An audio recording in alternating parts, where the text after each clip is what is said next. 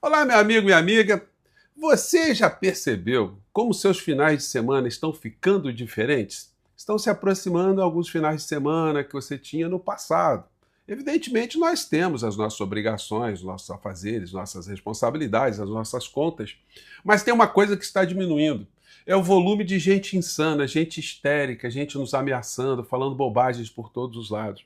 Essas pessoas que eram guiadas por uma figura que as inspirava, estão vendo agora que ele não é mito de porcaria nenhuma, que ele não é corajoso de porcaria nenhuma. Está preso. E da onde ele está agora só sai para uma cadeia pior. E agora estão aí mendigando algum tipo de redução de pena, que não irá acontecer, porque a condição para eles estão ficando cada vez mais desfavoráveis. Há quem diga que o bolsonarismo está em vias de acabar. Não é bem assim. Eu sempre disse para vocês que essa gente iria para o lixo da história. Mas, como em todo ambiente, há sempre produção de mais lixo. E aí, só educação para resolver a poluição, é, os terrenos baldios, enfim, só questões que a sociedade toda se envolva podem fazer com que não continue a ser produzido um lixo como a gente teve aqui no nosso país. Então, muitas coisas modificaram, eu vou conversar com vocês sobre algumas situações, são muito importantes porque para a gente melhorar ainda mais a nossa condição de vida, o futuro, a gente ter sempre esperanças, pensamentos positivos, é sempre importante muita informação e comunicação.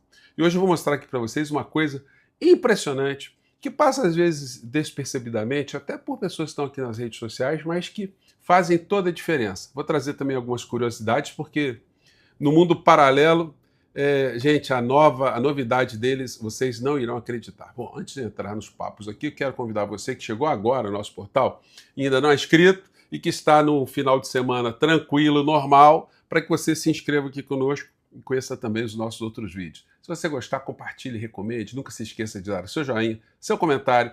Se puder, venha também para o nosso clube de membros. Você que é muito bem-vindo e muito bem-vinda. E também se inscreva lá no nosso canal de cortes. São formas de você potencializar cada vez mais o alcance dos nossos papos aqui, tá legal? Mais uma vez, eu sempre tenho que abrir falando isso aqui, né? Obrigado a vocês que estão votando no nosso portal lá pro IBEST, tá? Sempre coloco ali no primeiro comentário. A gente vai chegar lá também, nosso portal aqui tem um engajamento espetacular graças a você. Bom, gente, olha só aqui que situação. Bolsonaro revela arrependimento a Valdemar. Está arrependido, é? Ao presidente do PL, Valdemar Costa Neto, Jair Bolsonaro revelou arrependimento por uma declaração feita durante a pandemia. Uma declaração não, né? Uma coleção de declarações. O Bolsonaro admite a Valdemar arrependimento por frase dita na pandemia. Saiba qual. Ele falou aquela a frase em destaque, né? E daí eu não sou coveiro, né?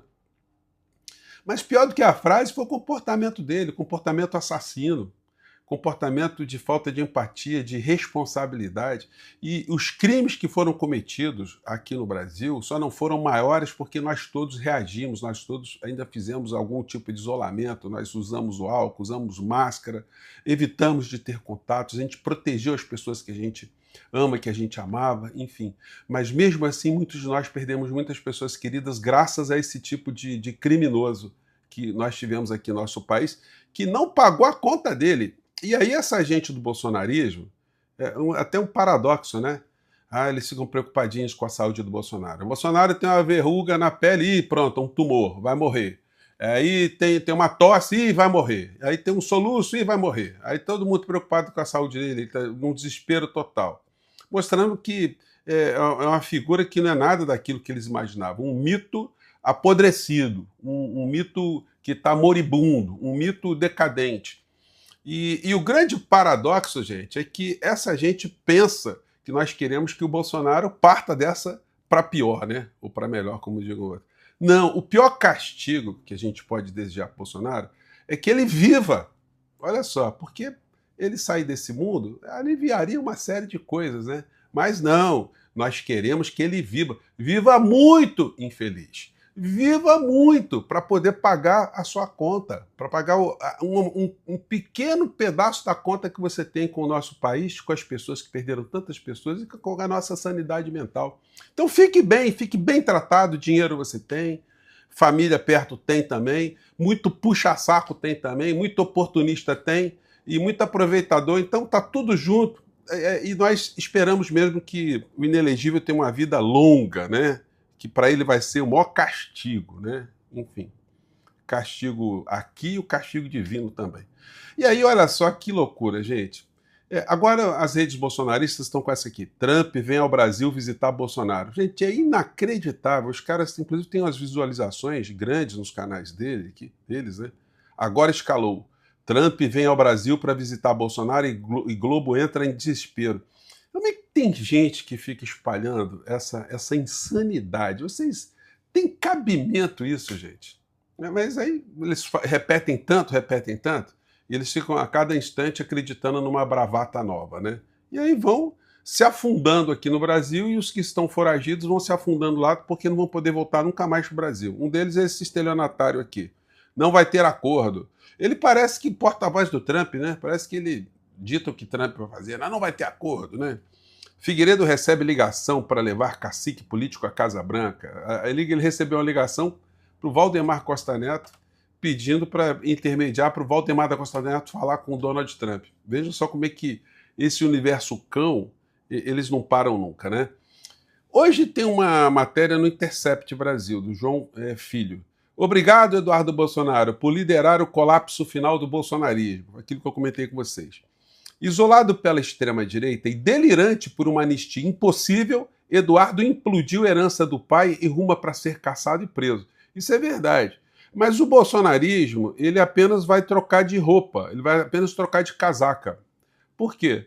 Porque, infelizmente, numa sociedade como a nossa, que durante décadas produziu tanta ignorância, tanta gente desinformada, tanta gente sem falta de educação, sem gente sem politização, criou espaços para grotões de pessoas que acreditam em messias, em oportunistas, em vigaristas, pessoas que acreditam em fantasmas, pessoas que acreditam no pânico moral, no pânico do medo, do comunismo, do socialismo. Então, essas pessoas foram contaminadas durante muito tempo, é como se elas estivessem ali sendo fermentadas, nutridas dentro de um grande esgoto, dentro de uma grande fossa, como insetos, baratas, e estivessem contidas ali. E aí chegou alguém, com o apoio de algumas estruturas, como os grandes veículos de comunicação, e foram destampando vagarosamente esse ambiente. E aí eles começaram a saíram e foram se encorajando. E aí você se deparou com um parente seu que você não sabia, que estava meio que se nutrindo nesse ambiente, de repente ele começou a falar um monte de coisa que só se falava mesmo nesse mundo cão. E aí você começou a se assustar, você começou a se deparar com a falta de civilização, de civilidade. Você começou a ver pessoas falando as coisas mais grotescas do mundo porque elas começaram a se sentir empoderadas. Empoderadas na sua ignorância, porque a rainha das baratas, ou o rei das baratas, saiu desse lodaçal todo e começou a se jaquitar, a falar esse monte de besteiras, e essas pessoas começaram, pô, se ele está falando, posso falar também. Se ele pensa isso, também posso pensar. Se ele age dessa forma, também posso agir. E aí a gente teve esse fenômeno todo que vai demorar um tempo aqui no nosso país para a gente curar. Mas nada como algumas cadeias, né? Que a cadeia ajuda muito a pessoa a refletir sobre sua vida. Gente, uma coisa muito importante, o Lula essa semana, ele falou onde é que nós estamos errando. Ele fez ali meio que uma autocrítica, né, que está faltando uma conexão. E eu tenho falado aqui o tempo todo com vocês que essa conexão se dá através da comunicação. Olha só o que aconteceu. O Haddad foi lá na Câmara, na Comissão de Agricultura, foi falar sobre as exportações e tal. E ele foi interpelado por esse deputado bolsonarista aqui, o Evair Vieira de Mello. Gente, a resposta do Haddad é tão explicativa, tão importante, e nós aqui do campo progressista, nós não temos muita repercussão das falas do Haddad, que deveriam estar na boca do Lula. O Lula deveria estar falando isso com o Haddad, que eu vou mostrar aqui para vocês. Mas ele resume, e ele é tão pontiagudo, ele é tão certeiro, ele é tão esclarecedor, que isso provoca essa interrogação. Gente, cadê a comunicação do governo? Isso aqui tinha que ser repercutido todos os dias. O Lula numa live de manhã cedo, chamando o Haddad, chamando outra pessoa para falar. Enfim, do que é. Vocês vão ver aqui que o Haddad foi agredido, né, como também foi o governo Lula, e ele mandou o sapato com esse tipo de resposta aqui. Vamos lá. documentos extraoficiais que não têm amparo na realidade. Então eu preciso falar daquilo que é oficial. O que é oficial é calculado ou pelo Banco Central, ou pelo Tesouro Nacional, ou pelo IBGE. É algum órgão que tem independência suficiente para dizer, por exemplo, em quanto está a taxa de desemprego. Se no governo que o senhor apoiou a taxa de desemprego estava em 2 dígitos e agora está na mínima histórica, ou o senhor contesta o IBGE, ou o senhor aceita os fatos. Aquela coisa do negacionismo que atrapalha muito a terra redonda, a terra plana, aquela coisa que vocês fazem que acaba não resultando num debate franco. Deputado, a PEC da transição se deve ao fato de que vocês deram um calote. Vocês deram um calote nos governadores ao se apropriar do... O ponto aqui é o seguinte, o deputado estava enaltecendo, vejam só, o governo anterior do inelegível Paulo Guedes, que deixou uma série de superávites, deixou uma série de coisas, e o governo agora é o governo Gastão, aquelas histórias que eles falam sempre, né? Que está afundando, que está a taxa de juros, enfim. Meteu a lenha geral. E aí o Haddad foi explicando. TMS de combustíveis. Nós tivemos que pagar, em março do primeiro ano de governo, 27 bilhões de reais de indenização para os governadores, que vocês surrupiaram durante a eleição para baixar artificialmente o preço da gasolina durante o processo eleitoral, tentando levar o eleitorado a erro. Vocês deram calote nos precatórios. Só de precatório não pago, que não tinha previsão orçamentária em 2023, nós estamos falando de 60 bilhões de reais. Vocês aprovaram, aliás, em boa hora, aprovaram uma extensão do Fundeb, aumentando em 2,3 vezes o aporte para o Fundeb, com o apoio do PT, inclusive. Só que vocês esqueceram de prever, deputado, fonte de financiamento. O senhor sabe quanto que nós vamos ter que pagar o ano que vem de um Fundeb que vocês contrataram sem fonte de financiamento? 40 bilhões de reais. E faremos isso com muito orgulho de ter conseguido repor o piso da educação e o piso da saúde. Vocês sabem quanto vocês tiraram da saúde? Pela regra fiscal que vocês acompanharam? 80 bilhões de reais. O orçamento da saúde esse ano é 80 bilhões de reais superior ao de 2022. Sabe por quê? Vocês deram um calote na saúde, deram um calote na educação, deram um calote nos precatórios, deram um calote nos governadores. Deputado, isso são dados oficiais. Ninguém está inventando uma emenda constitucional. A emenda constitucional do Fundeb está aí. Vocês desorganizaram todos os programas sociais. Nós estamos botando ordem nos cadastros que vocês desarrumaram no país. Completamente. O senhor acabou de afirmar que quem está no Bolsa Família está desempregado. O senhor nem conhece a lei do Bolsa Família desse governo. No nosso governo, quem está empregado não perde necessariamente o Bolsa Família. Mas o senhor não sabe nem um dado dessa. É lei aprovada no Congresso Nacional, é obrigação sua saber o que uma lei aprovada no Congresso Nacional diz. Muito educado o Haddad, né? Que está na entrelinha, o senhor não sabe nada, né, seu imbecil? Seu estúpido, né? É mais ou menos isso que o Haddad está falando nas entrelinhas. O senhor desconhece uma lei aprovada e sancionada pelo presidente da República que mantém a família empregada no Bolsa Família a depender da condição social dessa família. É uma regra nova, estabelecida por esse governo. Mas isso está tão distante do seu universo conceitual que o senhor é incapaz de conceber a ideia de uma pessoa que tem um salário baixo ter um complemento de renda básica para manter a sua família alimentada. Nós herdamos 33 milhões de pessoas passando fome, deputado. Nós estamos aqui numa comissão de agricultura. Vocês deviam ser os mais preocupados em alimentar a população. Vocês legaram 33 milhões de pessoas passando fome depois de recolocar vergonhosamente o país de novo no mapa da fome. E o presidente Lula, de novo, tirou do mapa da fome. E aí o senhor vai ter que questionar a FAO, porque é um dado da FAO, que o senhor também provavelmente vai recusar. Então, o senhor fala em 300 bilhões fora de teto, o que o senhor está falando?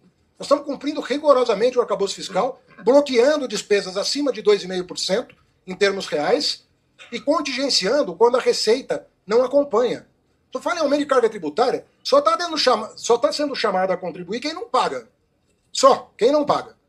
Quem paga não está pagando um centavo a mais. Agora, uma pessoa ganhar mais de 1 milhão por ano e pagar 2% de imposto de renda, o senhor acha isso justo?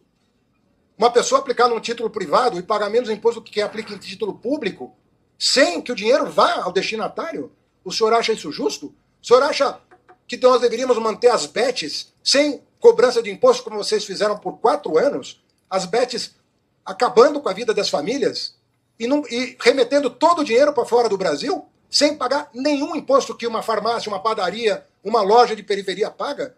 Vocês concederam às bets o maior incentivo fiscal da história do Brasil, 4 anos sem pagar imposto. Ou seja, nós temos que tomar cuidado com as palavras para ser justo com a realidade. Senão nós não vamos chegar num entendimento, deputado, com todo o respeito ao senhor. Gente, foi muita... Esse é o tal deputado. Mas foi muita pancada. Foi uma saraivada uma atrás da outra.